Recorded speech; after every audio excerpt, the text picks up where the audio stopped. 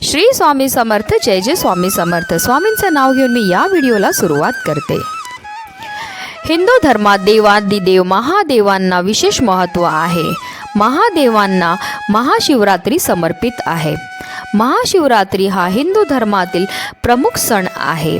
धार्मिक मान्यतानुसार या दिवशी शिव आणि पार्वतीचा विवाह झाला होता.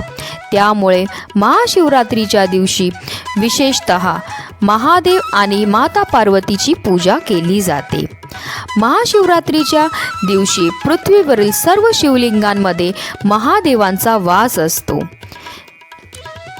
त्याचबरोबर महाशिवरात्रीच्या दिवशी केलेली शिवाची पूजा जी आहे अनेक पटीने फळ देते.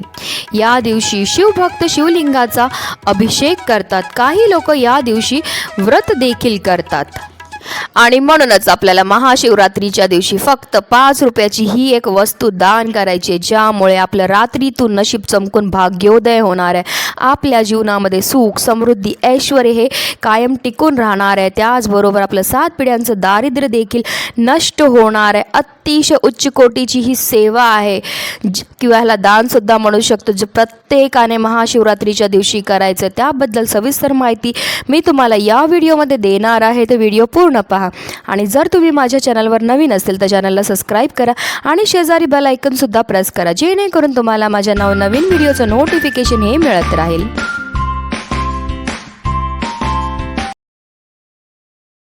पंचांगानुसार माघ महिन्यातील कृष्ण पक्षातील चतुर्दशी तिथी 8 मार्च रोजी रात्री 9:57 सुरू होईल आणि दुसऱ्या दिवशी म्हणजे 9 मार्चला संध्याकाळी 6:17 समाप्त होईल.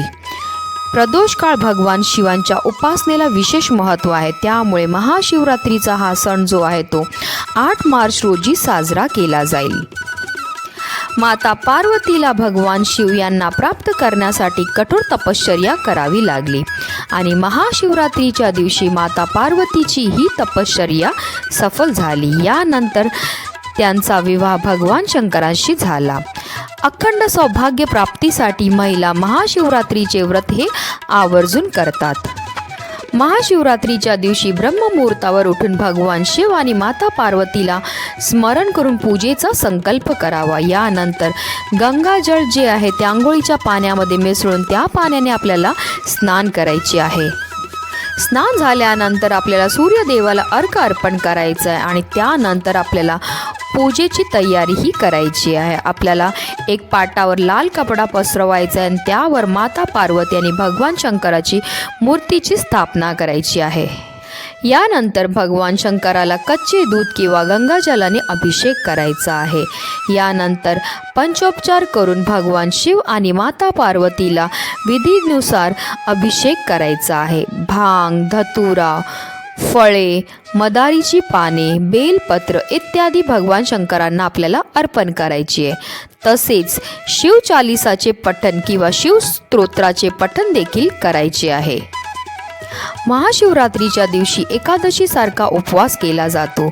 उपवासाच्या पहिल्या दिवशी भगवान शंकराची आराधना करून फराळ केला जातो. तर दुसऱ्या दिवशी महादेवांची आराधना करून गोडधोडाचा नैवेद्य करून उपवास हा सोडला जातो. काही लोक जे आहे महाशिवरात्रीचं जे व्रत आहे ते निर्जला करतात. फारच कठीण व्रत असतं, कारण ह्या व्रतामध्ये एकही थेंब पाण्याचा पिल्ला हा जात नाही.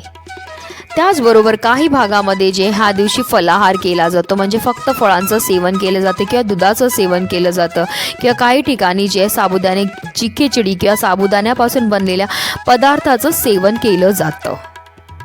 तर आपल्याला जसं शक्य असेल त्या रीतीने आपल्याला मनोभावे व्रत हे करायचं आहे. फक्त व्रत करताना आपल्याला निरंतर श्री शिवाय नमस्तुभ्यम किंवा ओम नमः शिवायचा जप करत करत हे व्रत करायचं. जर तुम्हाला मासिक धर्म असेल, सुतक सुएर असेल तर तुम्हाला हे व्रत करता येणार नाही आहे. फक्त तुम्ही नामस्मरण हे करू शकतात.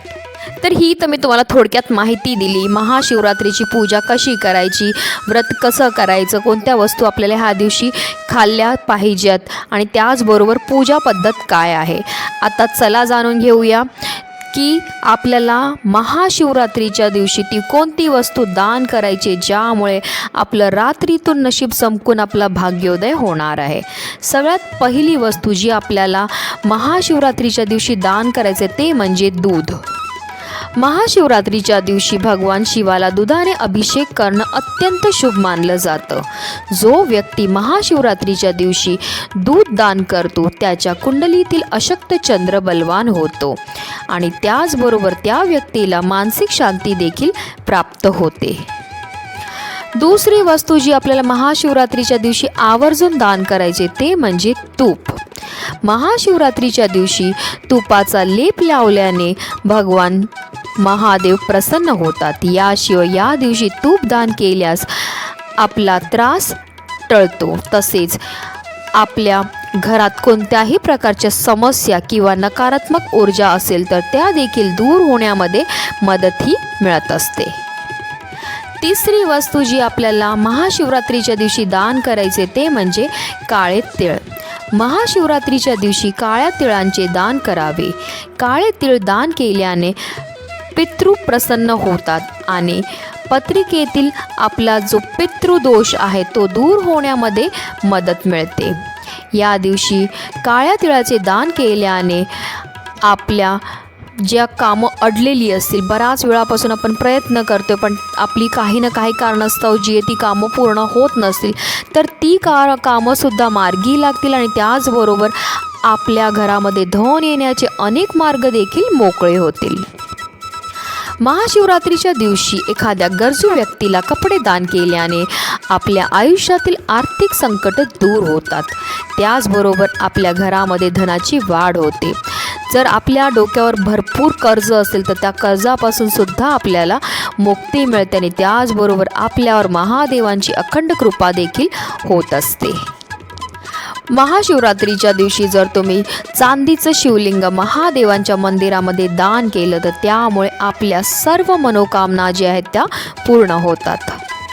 त्याचबरोबर अन्नदानापेक्षा श्रेष्ठ कोणतंही दान नसतं. म्हणून गोरगरिबांना आवर्जून महाशिवरात्रीच्या दिवशी तुम्हाला तुमच्या यथाशक्तीप्रमाणे दान हे करायचे. तुम्ही गहू दान करू शकता, तांदूळ दान करू शकतात किंवा डाळी दान करू शकता. तुम्हाला जे शक्य आहे ते तुम्ही आवर्जून दान करा. हे दान केल्यामुळे तुमच्या जीवनामध्ये सुख, समृद्धी, धनधान्याची कधीही कमतरता राहणार नाही. त्याचबरोबर महाशिवरात्रीच्या दिवशी महादेवांच्या शिवलिंगावर उसाच्या रसाने अभिषेक करावा. असं केल्यामुळे आपल्यावर माता लक्ष्मी ही प्रसन्न होते. त्याचबरोबर भगवान शिवाला अभिषेक करताना ओम पार्वती पतये नमः या मंत्राचा 108 वेळा जप करावा. असं केल्यामुळे आपल्या जीवनात कधीही कोणत्याही गोष्टीची कमतरता राहत नाही. ह्या वस्तू दान केल्यामुळे आपल्या जीवनामध्ये सुख, समृद्धी, ऐश्वर हे कायम टिकून राहणार आहे. आणि म्हणूनच व्हिडिओ जास्तीत जास्त लोकांपर्यंत शेअर करा जेणेकरून प्रत्येकाच्या आयुष्याचं कल्याण हो हीच मनामध्ये इच्छा. श्री स्वामी समर्थ. जय जय स्वामी समर्थ.